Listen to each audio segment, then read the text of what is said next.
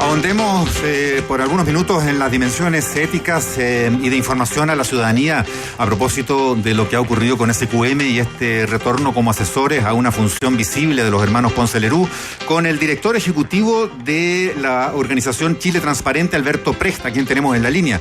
Hola Alberto, buenos días. Gracias por conversar con nosotros. Buenos días, Mauricio, Mirna. ¿Qué tal? Alberto, ¿cómo ves lo que ha pasado en este caso? ¿Te parece que aquí hay, o sea, yo me imagino como lo conversábamos con Mauricio, ¿no es cierto? Que tú igual estás viendo como dos niveles. Por un lado, un tema de formas en el contexto político, ¿verdad? De lo que significa SQM, particularmente en materia de corrupción, y un tema de fondo respecto de la explotación del litio y de lo que nos supone para nosotros como país. En lo que refiere a lo primero, ¿cuál es la postura de ustedes? Bueno, esto sin duda es una burla impresentable. Cuando uno entra a la escuela de Derecho, las primeras semanas de clase te enseñan los principios generales del derecho civil. Y uno de los principios generales del derecho civil es el principio de la buena fe, que está contenido en el artículo 1546 de ese código que nos dice que los contratos deben ejecutarse y cumplirse de buena fe. Y acá efectivamente hay una empresa que de la mejor forma, y ya lo sabemos porque ha sido reconocido, trató y intervinió directamente en la política chilena a través de financiamiento ilegal, que tiene una posición absolutamente privilegiada respecto a un producto natural tan importante como es el litio, que logra un contrato con la Corfo ya muy discutido en su momento y que tenía una sola cláusula, que estos dos señores o que esta familia no volviera a ir en el negocio, porque finalmente eso era lo que se buscaba, específicamente si en el directorio o no en el directorio, y el directorio actual lo que hace es torcer absolutamente la voluntad.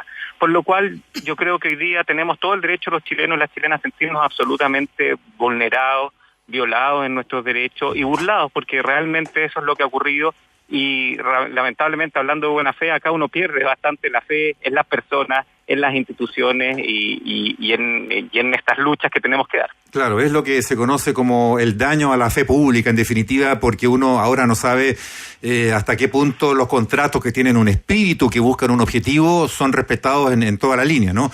Pero, Alberto, ¿en eso estamos de manos atadas como ciudadanos o las instituciones políticas? Porque al mismo tiempo este es un país muy letrista, que descansa en la letra de los contratos, y por eso es que a veces se viola su espíritu.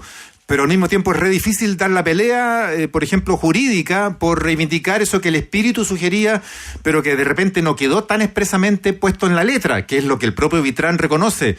Se me fue, dice, haber puesto ahí que tampoco podían ser asesores o no ejercer ninguna función, como que se conformó con que solo no pudieran ser o directores o gerentes. Sin duda, va a ser muy difícil desde lo legal el poder revertir esto. Mira, a mí esta historia me recuerda a un viejo personaje del salitre chileno que se llamaba John North, que también tenía las mismas prácticas, una posición monopólica en el salitre en el siglo XIX, una cercanía, por decirlo así, no muy sana con el mundo político y que finalmente termina impune. Y acá vemos exactamente lo mismo. El descaro absoluto para decir que acá se cooptó la política, el descaro absoluto para poder contratar como asesores a la familia Ponce nuevamente. Porque eso es lo que es. Entonces, jurídicamente yo creo que hay poco que hacer. Lo único que se puede seguir haciendo es levantando la voz y esperar que el Congreso también haga lo suyo, levantando la voz, que esta sea una condena bastante transversal, pero es difícil que esa condena sea transversal cuando también la cooptación fue muy transversal por parte de esta empresa. Y yo lo que encuentro más lamentable, porque hay empresas que han sufrido casos de corrupción importantes, pero después dan vuelta a la página y cambian sus prácticas.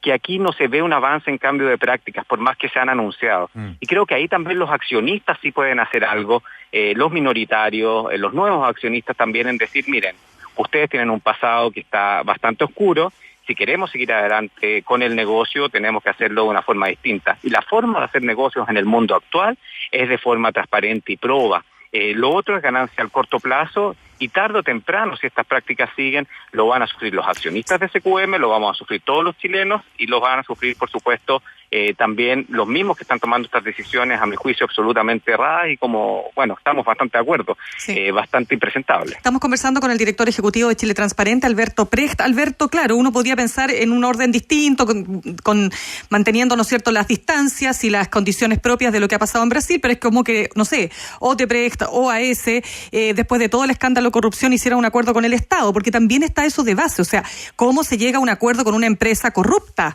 Si eso es así, o sea, es la práctica eso fue. El Estado de Chile o Eduardo Vitrán en su minuto, vicepresidente de Corfo, podrá decir, no, es que este era el mejor acuerdo al que podíamos llegar, cosa que ha sido súper cuestionada, porque también está de base, insisto, el aspecto valórico de ética, de transparencia, como dices tú. O sea, en la práctica, ¿cómo se puede hacer un acuerdo supuestamente transparente con una empresa que no lo ha sido?